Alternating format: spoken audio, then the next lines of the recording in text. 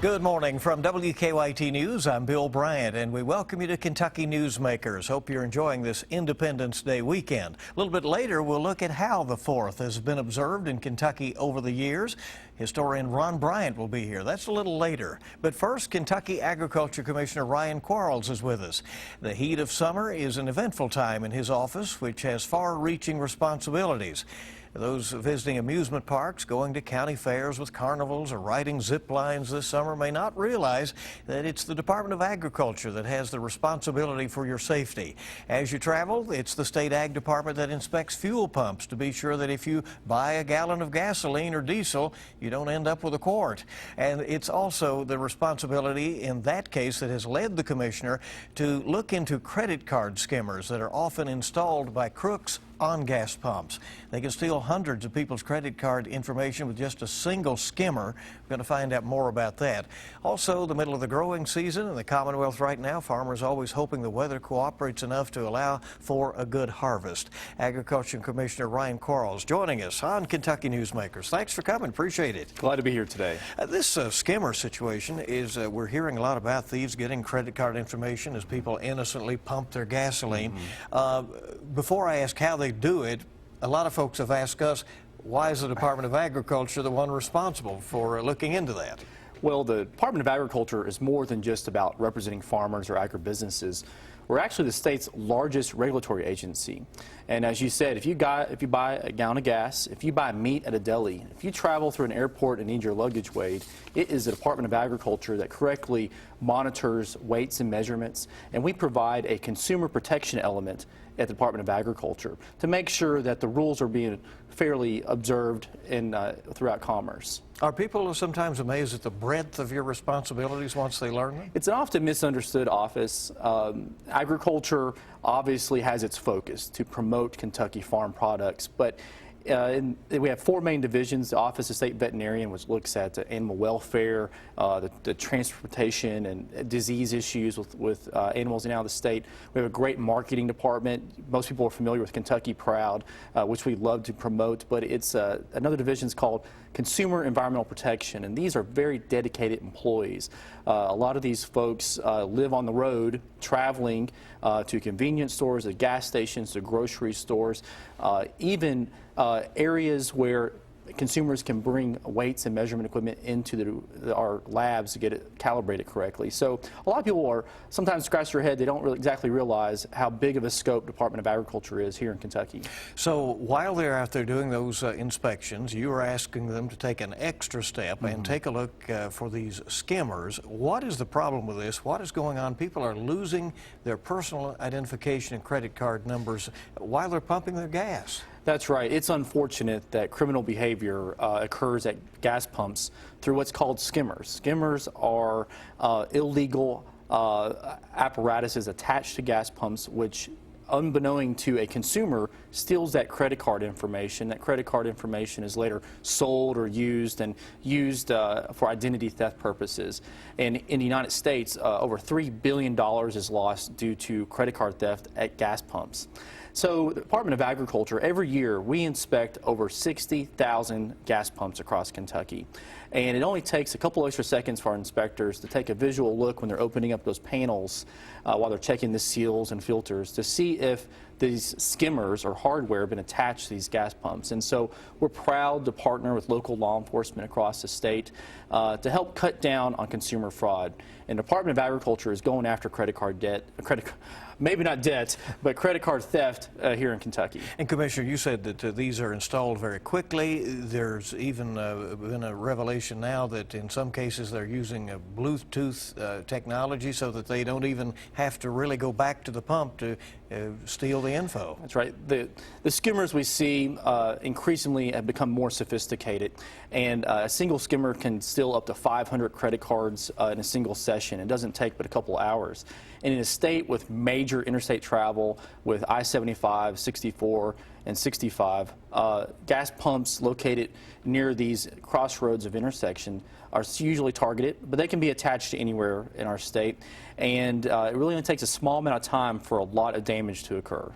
What can people do as a preventive measure? I mean, is there such thing as, holding your hand over your card or anything like that that helps? Or this is stolen internally in the pump, right? Kentuckians can play a part. The best thing a consumer can do is just take a look at the gas pump, and if it looks like it's been tampered with, sometimes there's security tape attached to the panels of gas pumps. If it's been broken, if the lock to the gas pump has been pried open or the doors look damaged, just talk to the gas pump attendant and they'll check it out for you. You have said that people should routinely monitor their credit card statements just to be sure there isn't a charge there for somewhere you haven't been or where you have been. That's right. The best thing you can do is check your credit card statement every month and see whether or not things appear that you did not buy. And credit card companies today are cutting down on credit card theft and consumer fraud, and in most cases they're very great to work with.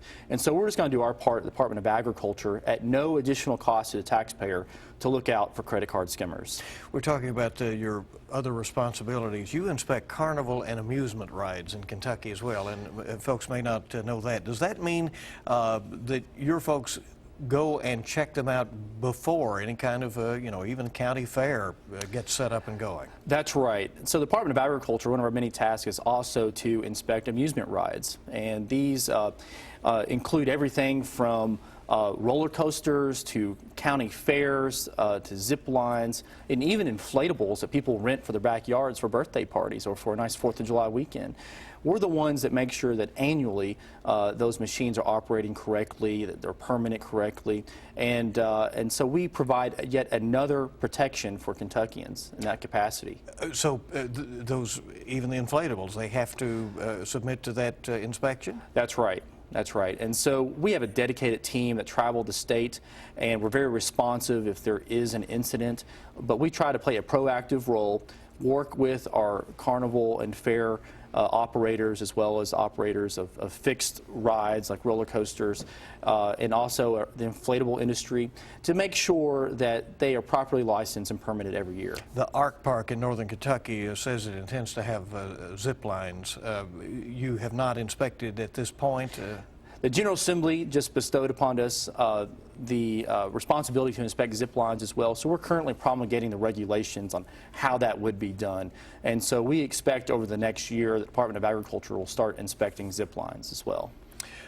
You have a hunger initiative that is going on that is gaining traction and has intrigued a lot of people, primarily because we have quite a problem with this in Kentucky. We do. It's an unfortunate reality that 1 in 6 Kentuckians and 1 in 5 Kentucky school children suffer from hunger.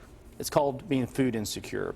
The Department of Agriculture started a bold, first-of-its-kind initiative just a couple of weeks ago to bring to the table and start the dialogue about what we can do from the farm up to address hunger in Kentucky. And what's unique about this task force is that we're not just focusing on grocery stores or restaurants or our charitable community, which is all part of this conversation, but we're actually including farmers as well. There's a lot of food growing up on a farm. There's a lot of food that's not harvested. It's just not marketable. And take vegetables, for example. If a vegetable may have a small blemish on it or doesn't quite have the uniformity that one tomato may have compared to another, a lot of times that vegetable is never even harvested. So one thing we try to do is try to figure out ways to get that food, again, perfectly nutritious and safe, harvested and into the hands that need it. And one thing that we really are happy about is that there's a lot of cooperation. And I believe that after this year, after we have a series of regional meetings, we can come up with a statewide strategic plan to address hunger in Kentucky. So some gleaning is going on out there. That's right. Yeah, all right. That's right. We're in the middle of the growth season in Kentucky right now. Weather seems to have been relatively mild this year. What are farmers telling you about what kind of harvest they anticipate? Well, we had one little bump in the road. We had a lot of rain in April and May, so there were some delays in planting, but a lot of wheat that's being harvested or was just harvested in Kentucky looked like high quality, good yields. The corn in western Kentucky is looking good, but of course farming is an occupation where you can do everything exactly right, and it only takes one bad storm or one bad incident and you can lose it all. And so farmers are pretty optimistic people, and so far it looks like we're off to a good growth year. Consumers seem to be really embracing the idea of sustainability and of buying local and so forth in Kentucky. Does that bode well for more locally grown crops? It does. And one initiative we have at the Department of Agriculture is to connect farmers with emerging markets. And every day, Kentuckians choose Kentucky Proud products because they know that it helps a local farmer or agribusiness. And one thing we're trying to do as consumers become more conscientious about where their food comes from, is it locally sourced, is to try to connect farmers with new markets. And one of them is the craft beer industry. Here in Kentucky, craft beer has grown by 600% in the past 5 years, and they need hops, Kentucky hops. And so we're partnering with UK, Western Kentucky University, as well as our hop growers that we've currently identified to try to see whether or not this is a viable crop for Kentucky. Of course, Kentucky is known for bourbon.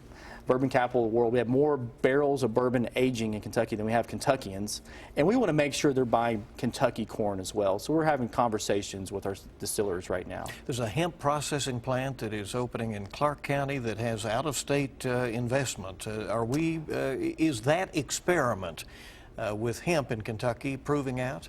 I think so, and we want to make sure that Kentucky is positioned to be the best state that is prepared if and when Congress decouples hemp from its cousin. You know, hemp was a major crop in Kentucky. Henry Clay grew hemp. My family grew hemp because the government asked them to during World War II for the U.S. Navy. And I think it's a crop that connects our past to our future and one that does have economic viability in our state. You also investigate conditions on farms and how livestock and horses are treated and so forth. There was a case in the news over the last week or so out of Mercer County. You give us what you can about that specific situation, but just overall, what is your responsibility in your office? What can people do out there if they see a problem? Well, we're fortunate to have an amazing office of state veterinarian here in Kentucky. Dr. Bob Stout heads that up, well-respected practitioner in the field. And we did have a recent case brought to our attention concerning horses in Mercer County. The Department of Agriculture continues with this investigation, and we cannot comment on ongoing investigation. But the top priority for the Department of Agriculture is the welfare of the horses.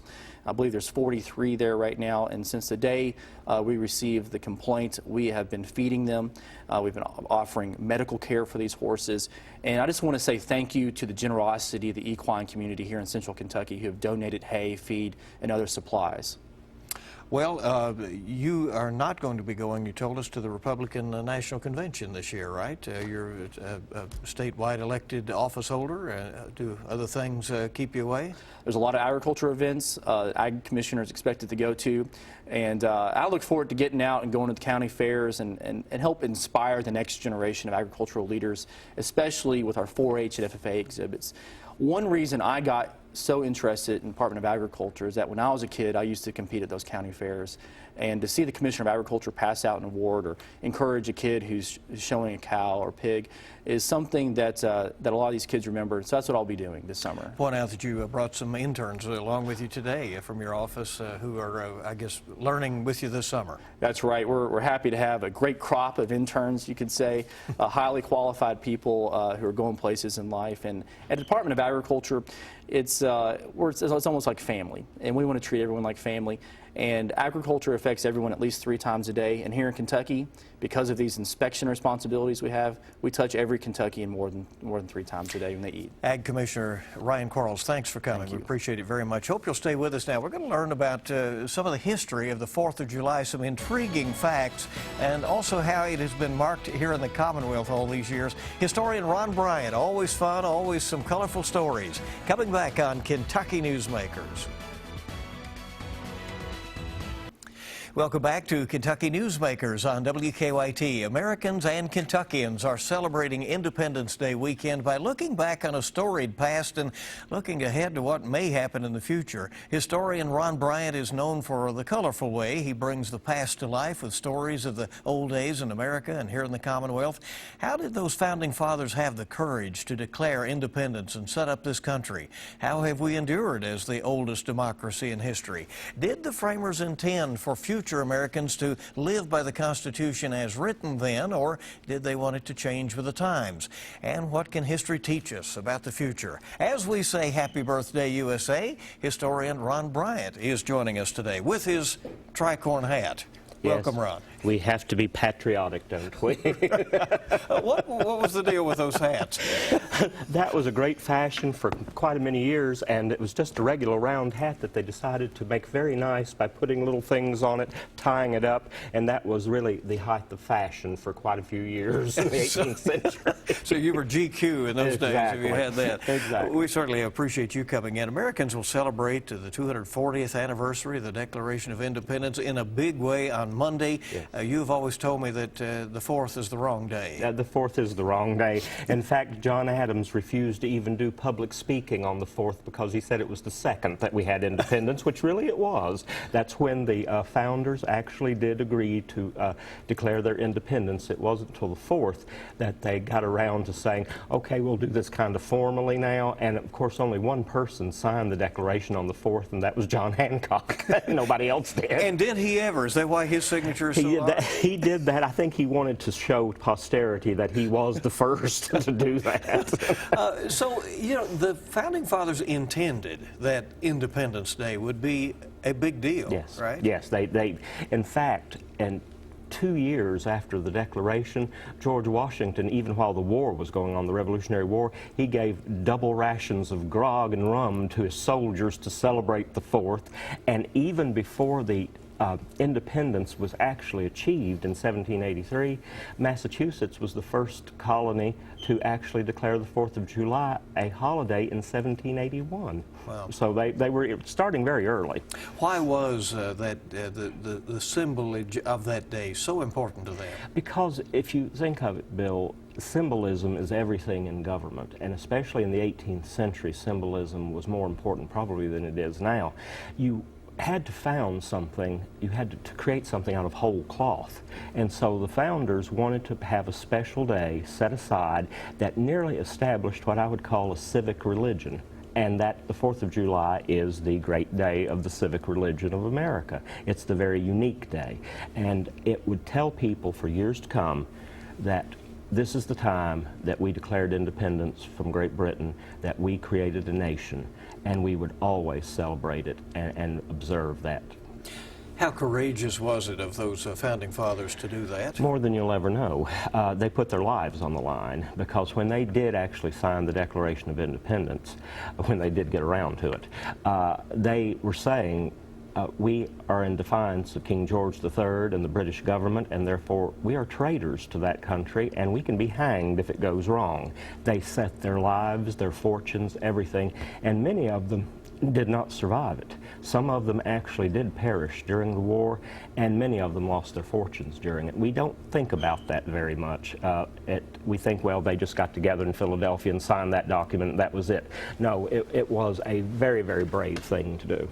Do you think they could have envisioned how dynamic this country would be? That was their vision, right? That was their desire, that was their hope, but would they have ever thought that it would have become the great world power it is today? Probably not, because people like Jefferson and even Adams, Washington, they envisioned a very agrarian America that never would do anything except be a land of small farmers and maybe small shopkeepers, nothing on the international level that would be as shaking as it is today.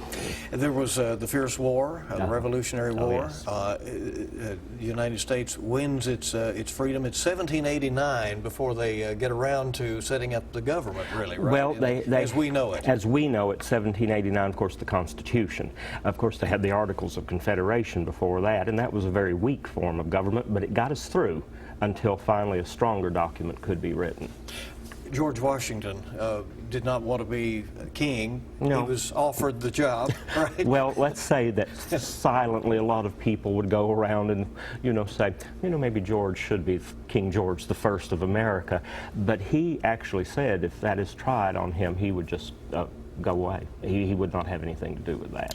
Thomas Jefferson did most of the writing, yes, right? Yes, he did. He was the best writer there. John Adams was actually on the committee. Benjamin Franklin had some input into it, but they all agreed that Jefferson was the best writer, so let him do it.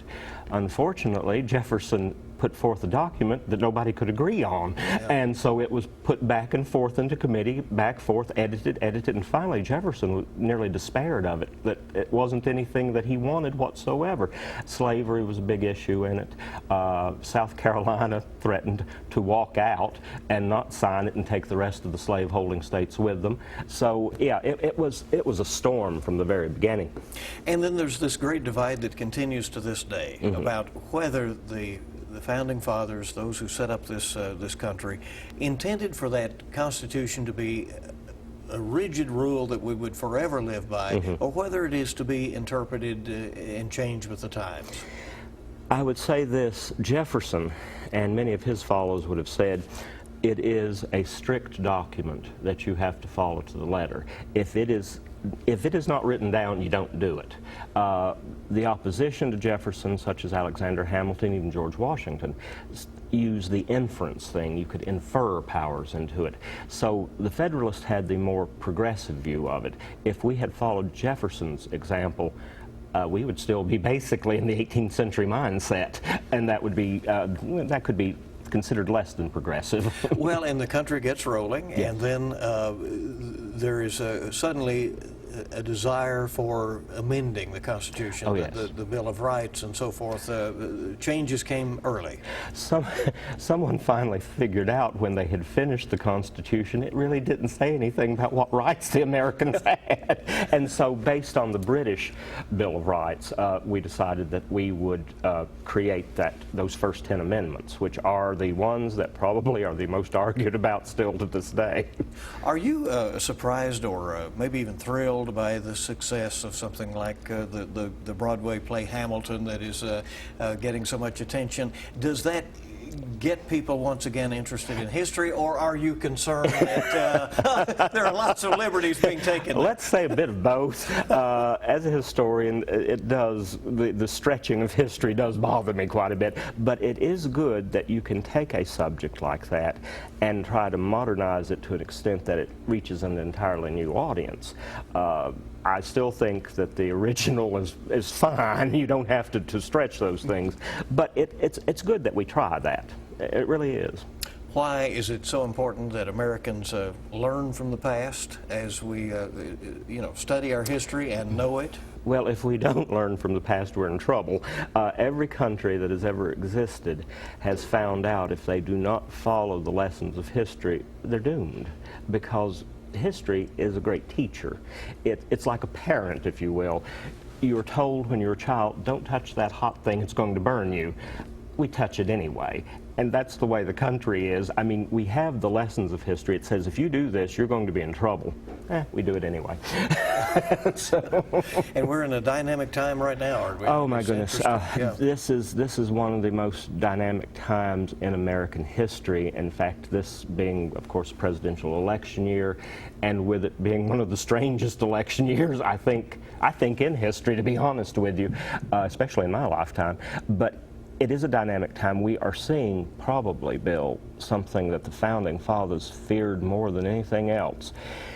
The parties were never thought of in the beginning. In fact, Washington was heartbroken when political parties were founded, even though he became the leader, basically, of one.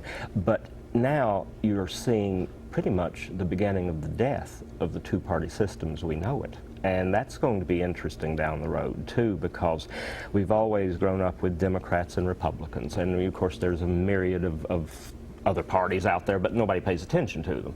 But now, actually, the people seem to be disenchanted with those two political parties, and they're wanting something else. There may be coalitions in the future. Oh, I can see that. Yeah, right. Ron Bryant is with us. Our remaining moments coming up in just a moment. I'll ask him a couple of Kentucky history questions as we continue on WKYT's Kentucky Newsmakers.